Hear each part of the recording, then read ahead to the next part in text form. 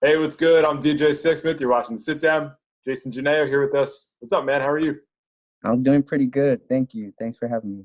Yeah, it's good to talk to you. And I know that coronavirus has impacted you personally. I know your dad had the virus. So, how's life for you? How's your dad doing? And what's going on with everything right now? Yeah, he had it about a month ago. It was crazy. I wasn't even home. I was here. I'm quarantining with my sisters here in Pennsylvania. So I just got a call from my brother, and he's like, "You should call dad because he's not doing too well." And I'm like, "What are you talking about?" And I call him, and my mom's like, "He's being stubborn. He doesn't want to go to the hospital, but he can't breathe." And I was talking to him. He could barely speak. He's like, "Go to the hospital." He ends up going to the hospital, and it was scary because they don't let you enter. They don't let you see him. My dad's so old school. He doesn't even have a cell phone. So, like, you Mm. couldn't even contact him um, until like the nurses, they were nice enough to go into his room and like give him the phone and stuff like that. But it was crazy. He's finally done. He's doing good. He did his 15 days of quarantining out of the hospital, but for a second there, it was not looking good at all. Yeah, it's really scary stuff, and it can impact anyone. And I mean, you've experienced it firsthand. It just goes to show that this can happen at any time. And I'm just really happy to hear he's doing much better. Thank you. Yeah. Crazy stuff, man. Well, you've had a really nice career so far. So why don't we talk about some good stuff here? Let's talk about On My Block. Let's go right Mm, into that transition. Season 3 of that, okay. and that's been a really cool show for you. So what have been the coolest parts of that so far?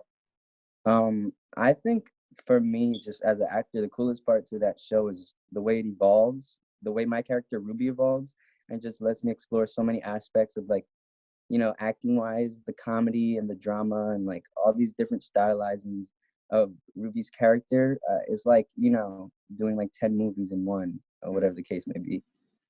What's it like for you to be a guy in your 20s but playing like a teenage kid? Like, does that make you think back to your times as a teenager?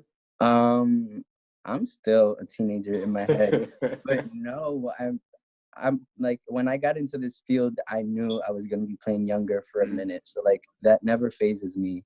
It's like I know exactly what's going to go down. But I Yeah, do dream like my teenage years when I'm filming. I was like, what was I doing in high school and stuff, as opposed to like what would I do as an adult, I right. don't want to make it be too mature.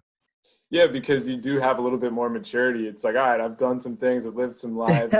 But then all of a sudden you're like, wait, I'm supposed to be like 14? Like, I kind of have to chill for a second with Exactly, some stuff. exactly. I'm like, I don't care about wait, oh, Ruby cares about this. Okay, let me Right. let me do that. Yeah, it's pretty wild how that happens. And how about just the fact that like this show is touching all these different really important topics? So it's like class and race and even mental health. What's it been like for you and the cast to dive into some meatier stuff here?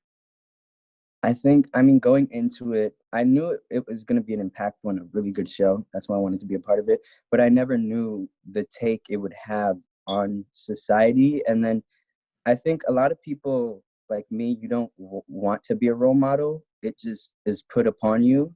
And I have no problem with that. But I didn't go into it thinking I want to be a role model for Mhm. kids. But now being Ruby, I fully take on that responsibility, knowing that he's a point of view for people that they've never seen before on television. And then that just trickles down into like every other field that they want to get into. I think it like boosts the self of confidence knowing that people like us are, you know, at this amazing peak in life.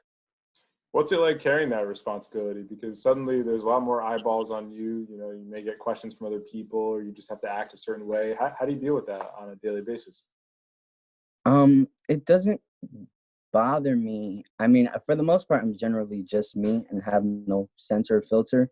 But the censor and filters that I do have, it doesn't bother me to have, knowing that, it's a cause for other people. That's not a burden to me. And I don't think it should be a burden to anyone, knowing that you're an influence, a positive influence on certain people.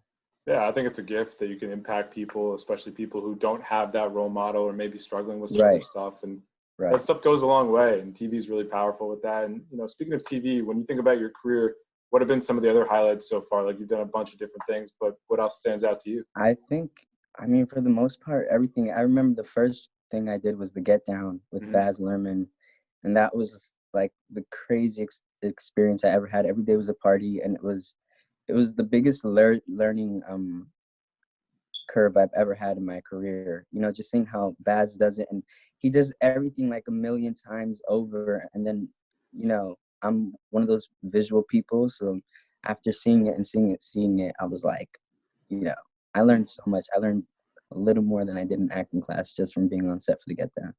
Yeah, it's one thing to do in acting class, but like you have to have this trial by fire. You got to be out there. You got to see how people are doing it. You got to fail. Like there's only so much you can do in a class, right? Exactly. And then you do it, and everybody around you has to make sure that you're perfect, you know, and they have to like better you so that it's able to be televised. Like they're also setting it in permanency. So they're like, I want it to be as good as you want it to be. Right. And so they teach you how to get there, or they force you to get there. And it's crazy. So when you think back to being a kid in acting class compared to now, like doing this full time, doing this as the real thing, like what is the thing that blows your mind the most? Like what has surprised you the most about the industry that you didn't anticipate? About the industry? Yeah, just about the acting life, the industry. Like what are some things that have popped up you've been like, when I'm in acting class, I never thought this would be a thing in my life? I had no idea how many takes you had to do for something. Like I thought you'd get it and then done. I didn't know that you put on another lens on the camera and then you're gonna do another angle. And I thought you like did it. And if you messed up, then they'd be like, okay, let's do it again, or cut, and then move on to the next scene. And I'm like, okay, let's do it 7 times this way, and then let's get another angle and another angle. And I'm like, what? Like it is crazy. I'm like, I didn't know a scene could take 4 hours to do 2 pages. Like what? Yeah, that's really insane. You mentioned the Get Down is a really important project. What are some other things you're watching on TV right now? Because it's like it's this golden age of TV. There's all this great stuff. What are some things you're enjoying? I'm trying to do a bit of catch up on stuff that like I heard about in my past years, but never like The Leftovers and things like that. But I really got into Mrs. America with Kate Blanchett. I'm a huge Kate Blanchett fan. So that and Little Fires Everywhere I've been watching. You know? Yeah, a lot of good stuff. Little Fires Everywhere is great, right? It's all over the place. I like it, but I think I love it, and I love Carrie, and I love Reese, but I think Miss America for me is really doing it. I got to check that one out. So you mentioned Kate Blanchett. Like, who are some other actors you look at and you're like, I love what this person's doing. Like, this person's a role model to me. All of them. Oh my God.